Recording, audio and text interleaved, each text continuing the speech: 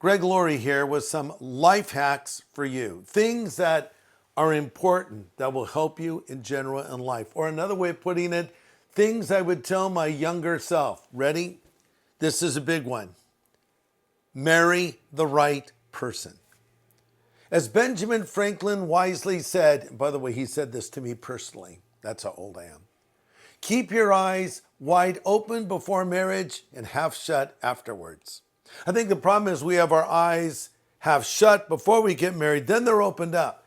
You need to take your time when you're picking the person who will become bone of your bone and flesh of your flesh. The person that will be your husband, your wife, and also the mother or father of your children and grandparent of your grandchildren. It's a big decision. So I would say this, start with looking for a godly person.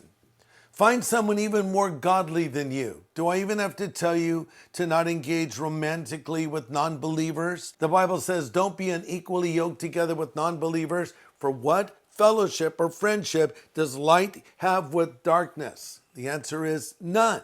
Because here's the problem. When you're engaged with a non-believer, you can be pulled in their direction very easily. I could illustrate this by stepping up on a little platform and having someone stand below me, and I could try to pull them up on the platform, or they could try to pull me off of the platform. Gravity is on their side. Far easier for me to go their way than for me to pull them my way. So here's the thing. You want to find someone that shares your faith, shares your values, that loves the Lord like you love the Lord, as I'm hoping you do. So start with a godly person. Let me be honest with you. Marriage is hard enough being married to a Christian, but me married to someone who does not have your faith and your values, that's just a recipe for trouble ahead. So find a godly person. And then I would add this, take your time. The Bible says love is patient. That means love will stand the test of time. The Bible says in Proverbs, many waters cannot quench love, neither can floods drown it, which simply means if this person really is the right person for you, you don't need to rush into this. My wife and I courted, if you will, for 3 years. And by the way, we broke up 3 times. It became an annual event, the big breakup. And this was not just any breakup. This is kind of a, I don't ever want to see you again breakup. But then we would reconcile. And then finally I realized that Kathy was the girl for me, and she realized that I was the guy for her, and we got married. I'm glad we didn't rush it. Listen to this. Wedlock should be a padlock. If you're not willing to commit yourself to a person for the rest of your life, you probably should just stay single.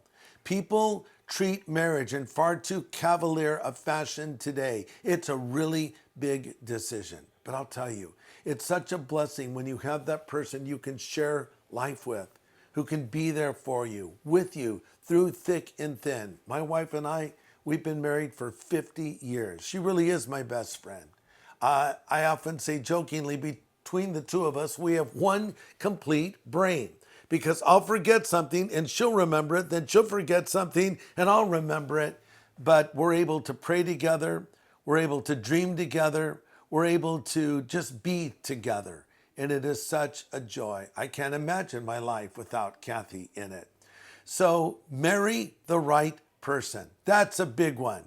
Get that one right. You'll be glad you did.